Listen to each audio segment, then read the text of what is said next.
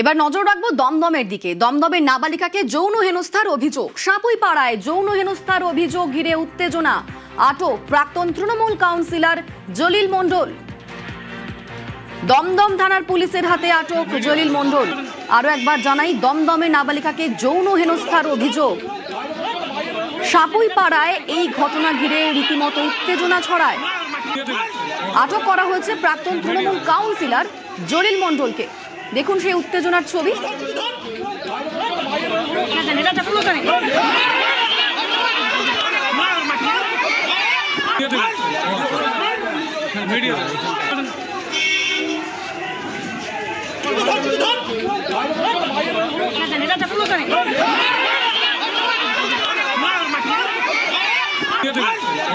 আমাদের সঙ্গে অনুপ চক্রবর্তী রয়েছেন প্রতিনিধি। অনুপ, এই প্রাক্তন তৃণমূল কাউন্সিলরের বিরুদ্ধে কি অভিযোগে আটক করা হয়েছে তাকে?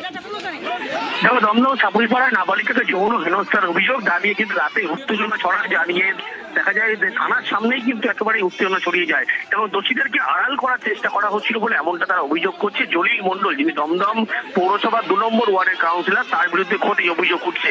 কারণ যার বিরুদ্ধে অভিযোগ করা হচ্ছে বিল্লাল গাজী, তিনি 2 নম্বর যেহেতু ওয়ার্ডে তিনি তৃণমূলের এক নেতা ছিলেন এবং জলিল মণ্ডল তিনি ঘনিষ্ঠ ছিলেন এবং তার বিরুদ্ধে অভিযোগ। সেই কারণে জলিল মণ্ডল তাদেরকে আড়াল করার চেষ্টা করছে, ঘটনা সম্পর্কে অভিযোগ না করে, অভিযুক্তদের গ্রেপ্তার না করার সমস্ত রকম চেষ্টা করছিল বলে এমনটা বিজেপির অভিযোগ। তার পরবর্তী ক্ষেত্রে এই নিয়ে উত্তেজনা ছড়ায়। পরবর্তী ক্ষেত্রে দমদম থানার পুলিশ অবশ্যই জলিল মণ্ডল তাকে ইতিমধ্যেই আটক করে জিজ্ঞাসাবাদ করছে। অভিযুক্তদের খোঁজ পাওয়া যায়, তার কারণ এই দমদম 2 নম্বর ওয়ার্ডে যিনি কাউন্সিলর জলিল মণ্ডল, তার বিরুদ্ধে কিন্তু সবটা অভিযোগ করছে। যখন জঘন্য একটা ঘটনা ঘটেছে তারপরে তিনি কেন আড়াল করার চেষ্টা করছেন, এই নিয়ে প্রস্তুত হলে বিজেপির পক্ষ থেকে দফায় দফায় বিক্ষোভ দেখানো হয়। বেশ, ধন্যবাদ। নোংরামি করতে করতে করতে লোকটা এত নোংরা হয়ে গেছে, এক জঘন্য বর্বরচিত আচরণ করেছে। আইনের সবচেয়ে শক্তিশালী, সবচেয়ে কঠিনতর পানিশমেন্ট যদি কিছু থাকে আমরা তার দাবি করব। যেই জঘন্য অপরাধ করেছে এবং এই জলিল আর তার সাঙ্গপাঙ্গরা যারা এই অপরাধকে ধামাচাপা দেওয়ার চেষ্টা করেছে, তাদের যেন কোনোভাবে রেয়াত না করা যায়। ঘটনা যখনই প্রকাশ্যে আসে, জলিল জানতে পারে, তাকে ইমিডিয়েটলি এলাকা ছেড়ে কোথাও পালিয়ে যেতে সাহায্য করেছে, এলাকা থেকে বার করে দেয়। এবং যে ভদ্রমহিলা এই ঘটনাটি ঘটতে দেখেছিলেন তাকে পর্যন্ত হুমকি দিয়ে এলাকা ছাড়া করে দিয়েছে। বাচ্চা মেয়েটির মাকে বারে বারে জলিল এবং তার সাঙ্গপাঙ্গরা যাতে এটা নিয়ে মুখ না খোলে প্রশাসনের সামনে বা পাবলিকের সামনে বারে বারে কাল থেকে থ্রেট করে গেছে।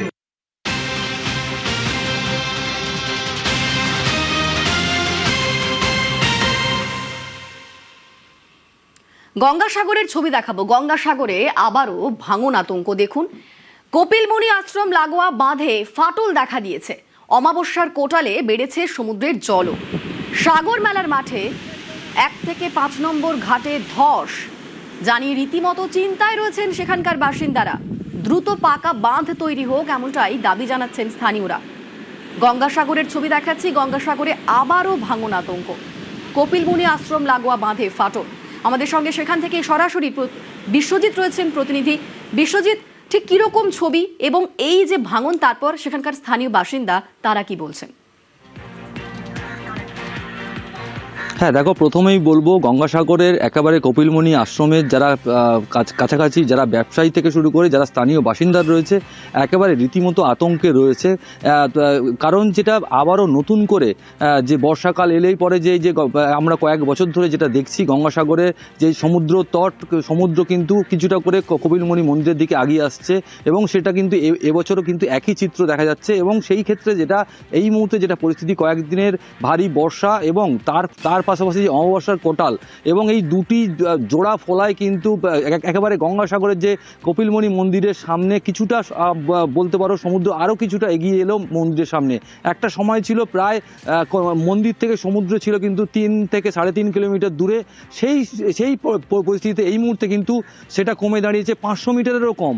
মানে এবং স্থানীয় যেটা বাসিন্দারা যেটা আতঙ্ক যে কারণে, সেটা হচ্ছে সামনেই হচ্ছে ভাদ্র মাস এবং সেই ভাদ্র মাসে এবং বড় কোটাল রয়েছে সেটাকে আমরা স্থানীয় এখানে যারা আছে বাসিন্দারা তারা বলে সাঁড়াসাঁড়ির কোটাল।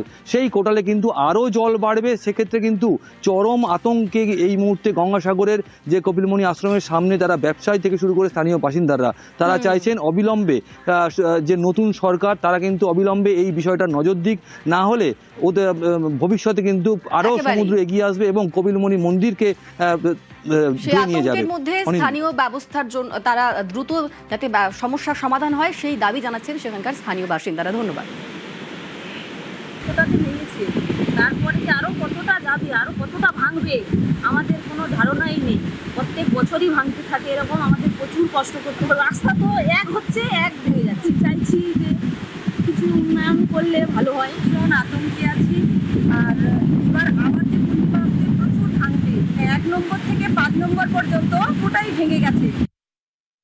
আমরা 15 বছর তৃণমূলের শাসনকালে দেখেছি কোটি পুঁতে জল আটকানো, কোটি পুঁতেই উন্নয়ন। সেই যে আবর্জনা 15 বছরে সেটা তো পরিষ্কার করতে একটু সময় লাগবে, স্বাভাবিক। আমরা চাইছি এটা ক্ষণস্থায়ী নয়, চিরস্থায়ী যাতে হয় সেই পরিকল্পনাতে হাঁটছে।